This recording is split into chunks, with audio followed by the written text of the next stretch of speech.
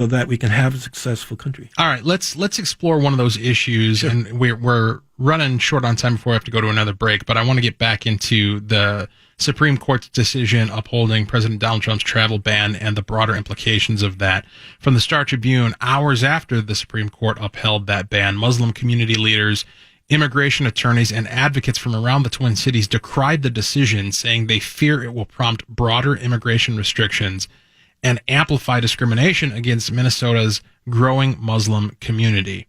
And they go on to talk about a news conference that was held by CAIR, who I know you're familiar with, the Council on American Islamic Relations and what have you. And, basically the argument that they're making, the argument that I'm hearing from the left today is that, it's very fascinating to me because they're evoking all these past decisions that the court has made to uphold horrible things like slavery and Jim Crow and similar moral atrocities, and saying we've been in this position before where the Supreme Court has failed to take the right and proper decision. And that, of course, is complete hogwash comparing this to that. There's no comparison whatsoever. However, where I agree with them is in the underlying sentiment that there is a difference between what is legal and what is moral. And so we find ourselves in a situation where, I think the court ruled correctly in this instance, in that they interpreted the law as it's written. They interpreted the Constitution as it's written and said this is consistent with the powers that the president's supposed to have under the current law, under current precedent, under our reading of the Constitution. But the legal question being resolved in that manner says nothing about the underlying moral question. And that's what I'm interested in. And unfortunately, you're going to have to make it quick, and then we can come back to it after the break. But I'm interested in this moral question of what it means to have rights. Because, a lot of the arguments that I hear from people who are hardcore on immigration, hardliners on immigration, is the Constitution doesn't apply to non-citizens. It doesn't apply to aliens. It certainly doesn't apply to illegal aliens. So you can't cite your constitutional rights when you're coming here from somewhere else. But don't these rights that we refer to, that are referenced in the Constitution, don't those rights pre-exist the state? Don't they pre-exist the Constitution? Aren't they inherent in the fact that a human being exists as such?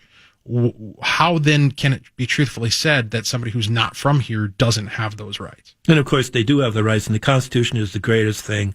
And as they learn the Constitution, they're going to benefit greatly. This is the same argument that we brought up with Ben Carson and Donald Trump when I was running in 2015 for the independents as a candidate for president. And that is that you have to comply with the Constitution. Like your earlier caller said, once you abide by those rules, you have so much freedom and so much liberty, you're going to love it. You're not going to have to adhere to something that is inimical, that views as an enemy this Christian-based Constitution, which is basically based on grace and compassion and rejects the workings of strict law that somebody can get a hold of and do injustice to you. So this is something that's going to allow you freedom. We have to tone down the rhetoric. We're in a 24/7 news cycle, and people actually believe, some people, they're actually convinced by what the fake news says. It's not true. There's no reason to panic, and it's a time for dialogue.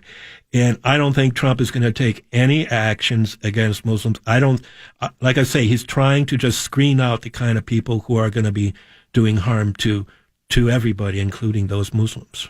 Steve Carlson, candidate for U.S. Senate, running as a Democrat. My name's Walter Hudson. Closing argument, 651-989-5855, TwinCitiesNewsTalk.com.